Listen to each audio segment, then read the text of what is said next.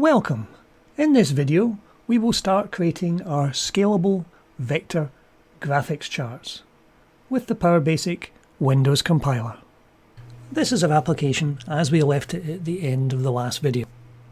We have a number of controls on screen to input data which we'll use to build our chart, and when we click the Build a Chart button we get a web page coming up with at the moment a hard-coded title. What we want to do now is to take the data we've actually input on screen and use this to build our chart. So let's have a look at the code.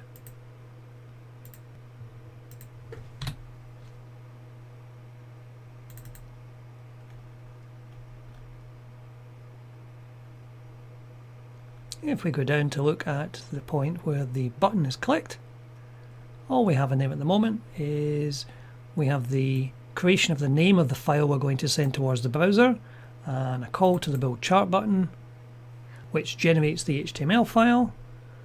We save the cascading style sheet and then we execute the HTML, allowing Windows to pick the appropriate browser. So we want to look now at the build chart function. Now in here all of these values are already hard-coded. Now we're going to replace these with what comes up off the screen. So we're going to add a few more local variables. We will want to pick up values like the height and width. We already have variables for height and width, but at the moment these are hard-coded. We're going to pick these values up from the objects on screen. So the easy way to do that is to use the control get text. But as we're going to be doing this quite a lot, we're going to create a special function just to do that. So if we load our libraries,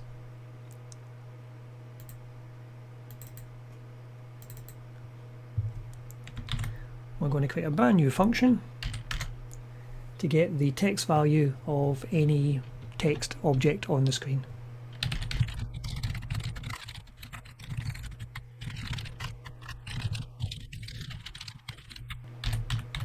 This is a function that can be reused a lot.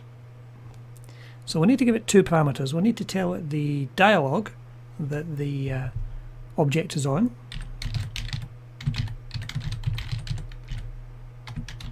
and we'll need to tell it the handle to the object itself. And in this case we'll be returning a string.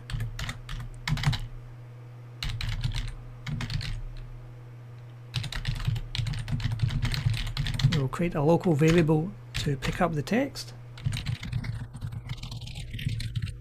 and we will use the control get text command to pull back the text value of the control.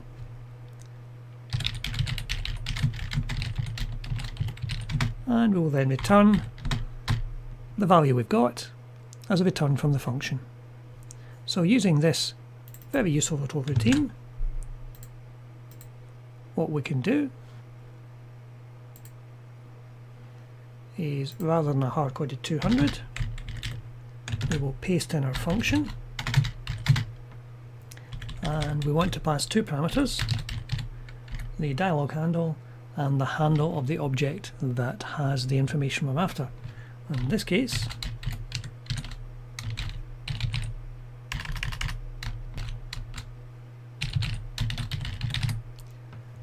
text height. Now we do exactly the same thing for the width.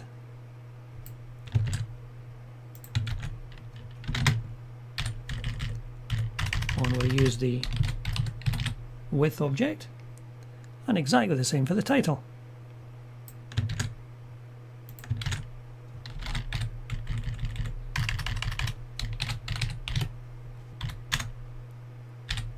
So having done that, we're picking up three values from the screen. So we can just test that out.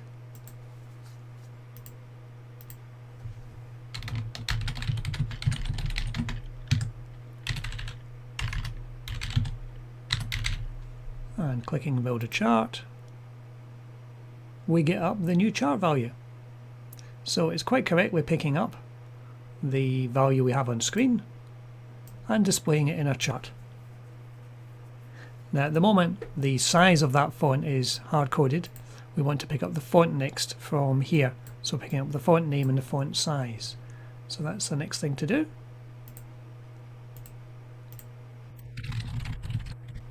So what we'll do, since the font details are actually held in one text box, we can still use our getText value, but we will create a local variable to help us with this.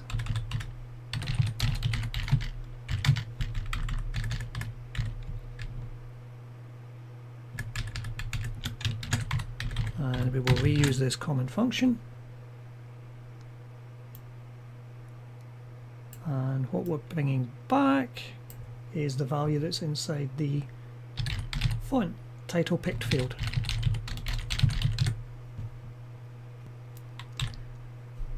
So that will get us something that looks a bit like this. It will be the font name, a dot, the type of the font, be it regular or bold, and the size of the font. Now all we're using at the moment is the title font name and the font size. So we can use our parse command quite happily to get that back.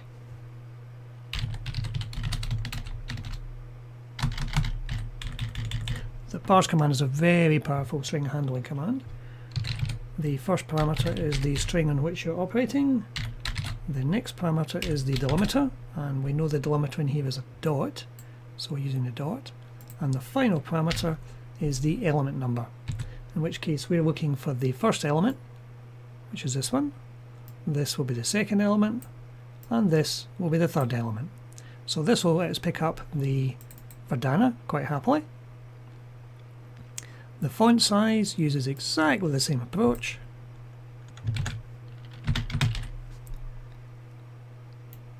And we're picking up the third element, which would be this. So now we have the height and width of our chart control, we have the text on the title, we have the font we're going to be using, and the font size.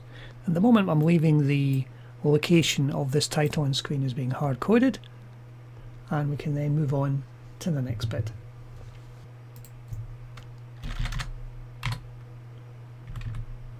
Now there are two additional pieces of work we want to put onto this chart today. One is a gradient fill on the main body of the chart, and the second part is the X and the Y axis. So first we'll set the gradients. Now we have to define them first, so we're going to create a generic function whose job in life it is going to be to create that. So we're going to add on to our HTML variable, and I'm going to create a new variable to create the gradients.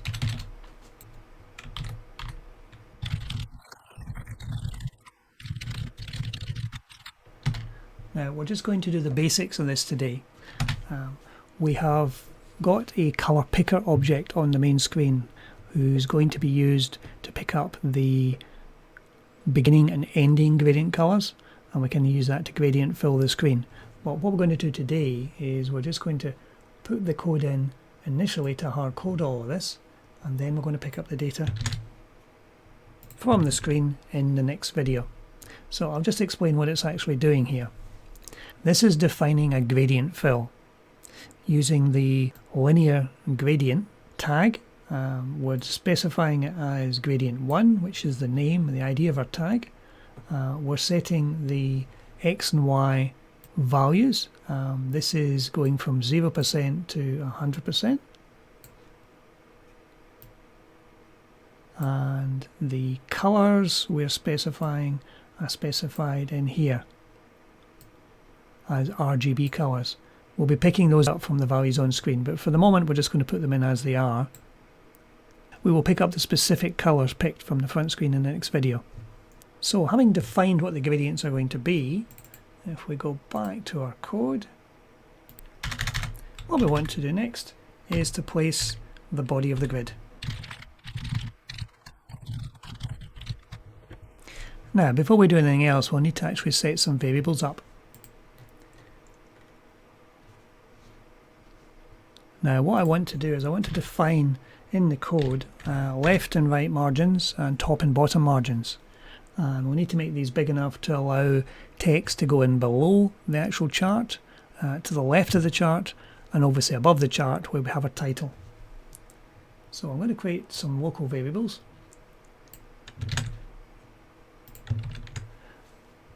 Top margin, left margin, bottom margin, right margin, and a variable to define the line width, which is the width of the line for the axis. Now we're going to try a top margin of 60, a left margin of 40, bottom and right margin of 25, and a line width of 4. Now, having got all those in place, we can then go down to the point where we can define the body of our background. So what we're going to do first is we want a common function to draw a box. These functions can be reused in later bits of the code.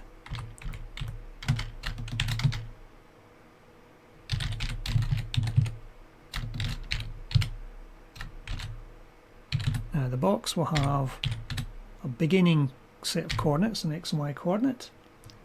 We will want to define a width, and we will want to define a height, and we will also want to define what the gradient fill we're going to be using is, if there is one. So all we have to do now is define all these variables.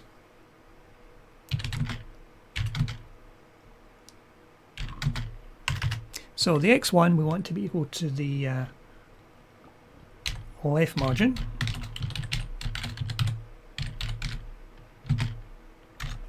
the y1 equal to the top margin,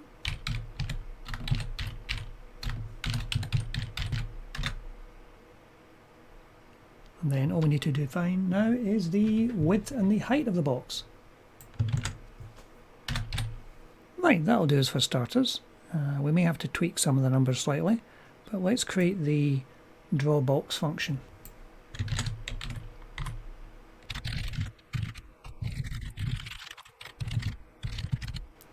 Now for the moment we're going to assume that all boxes have gradient fills, which might not be the case eventually, but we'll start off with there. So we'll define our variables.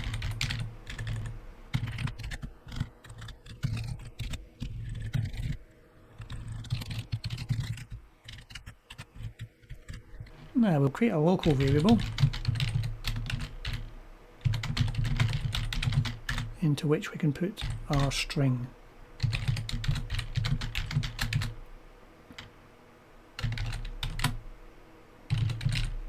Now the rect command we're using is the one going to be using to define the box, and this is where we're going to make heavy use of the DQ reserved string, which is a double quote. Make the code just a wee bit easier to read.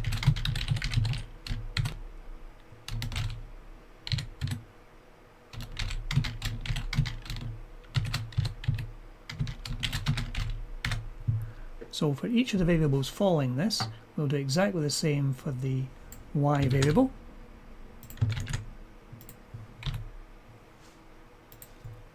And using the underline character to fold the line round to the next line. The rounding of the line we're not bothered with at the moment, we'll just have straight edges.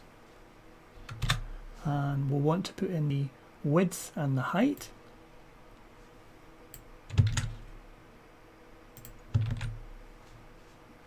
And the final command for this rectangle drawing routine is for the fill, and we're defining the gradient name in this case.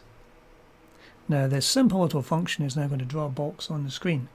We have to return the string we've built up as a return of the function.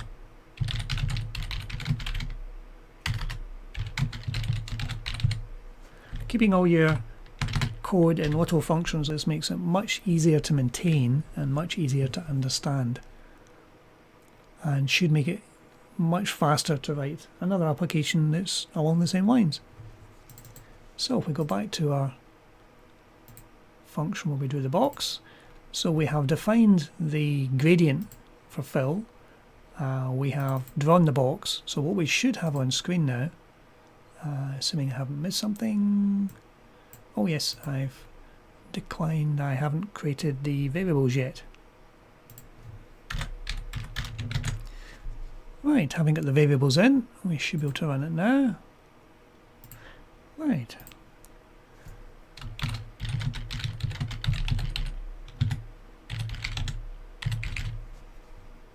And if we pick a larger font just to test this out, we'll try something like 28 point. Build our chart. And there we are. We've got our title at the top in a nice little border by itself. We have a gradient filled box quite nicely. And if we wanted to make this a little bigger, perhaps make the chart wider, we can do so quite easily just by changing one parameter. And the gradient fill is quite nicely shown, and even if you zoom in, it being scalable, there's no banding on the gradient, it still looks nice and neat. So all we have to do now is draw some axes.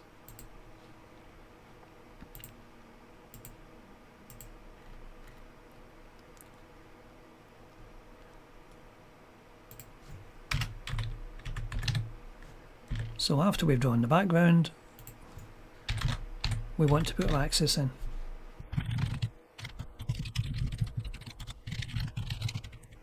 So using the same approach we took before, we'll want to be adding on to our HTML variable. And we used a function to draw a box, we now want a function to draw a line.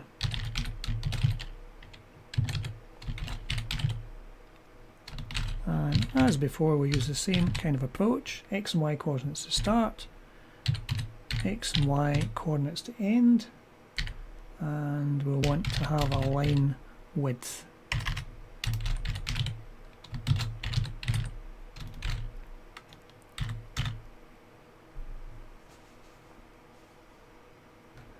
Now, have I created the line width one yet? Yes, I did. Line width was set as being 4. We'll keep that value for the moment, we'll see what it comes out as. So, we need to set the value of the x1, y1, y2 and x2. So we'll start x1 at the left margin.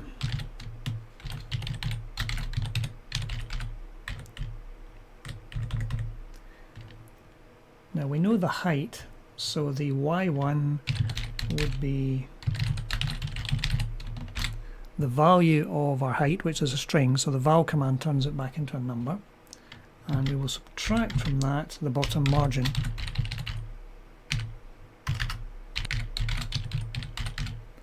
So it doesn't go all the way down to the bottom.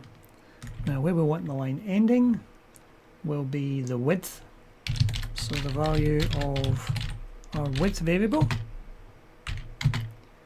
minus the right hand margin, and we'll want to adjust also for the width of the line we're actually drawing. So we will add on our lines 4, so since we'll take half of that.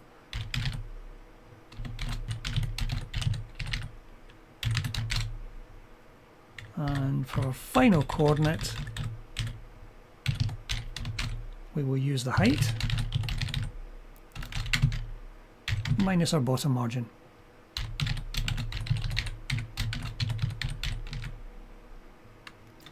Right, so let's try that. What have I missed? Oh yeah, I've misspelt one of the variables. And we haven't created the drawLine function yet. Yes, that's kind of useful if we create the function we're going to be using. So we'll prep our variables.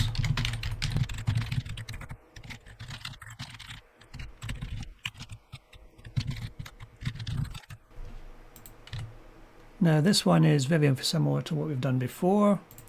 Again, we'll put in a local variable. And we will populate it with the line command. which takes much the same kind of approach as we did before. And we'll use our DQ command again, picking up the x1 value,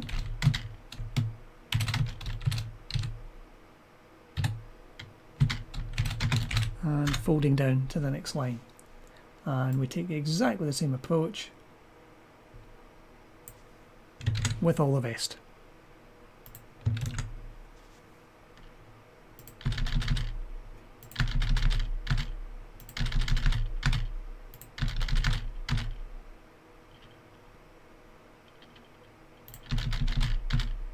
So we have our x1, y1 coordinates, the x2 and y2 coordinates, and additionally what we have on here is the style of the line. Now at the moment I'm hard coding in the color of the line, and we're picking up the line width. Now we can also put the color on our front screen so the user can define the color, but we'll do that later. We'll hard code it for the moment. So having done all that, again we need to return the function value. Now hopefully now we've done all that, we can actually draw our line on screen.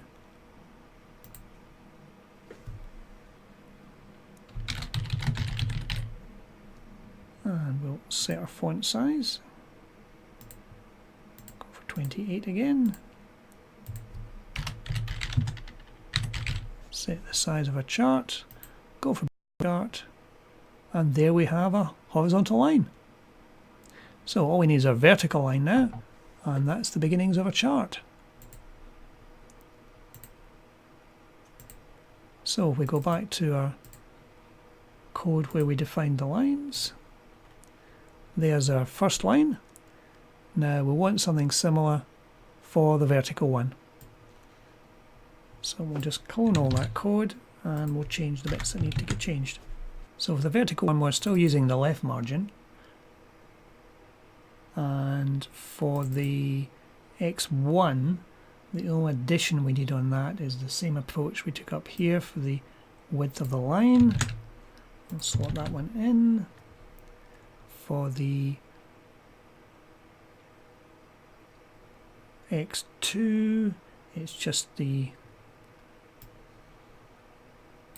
left margin we want for that. And for y2, it's the top margin.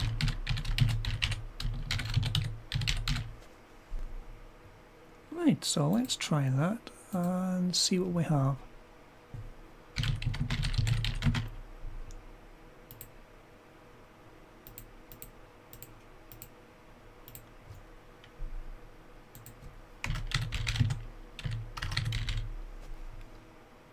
And build a chart.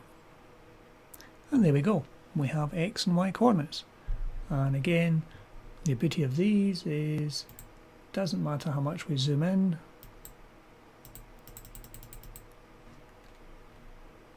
the chart is still quite clean. Probably something we do to tidy up the length of that line just to make it even.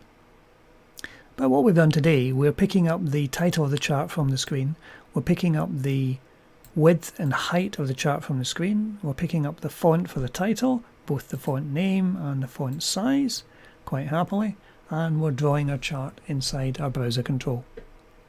What we'll do in the next video is we'll pick up the gradient fill. But that's it for today. Thank you for watching.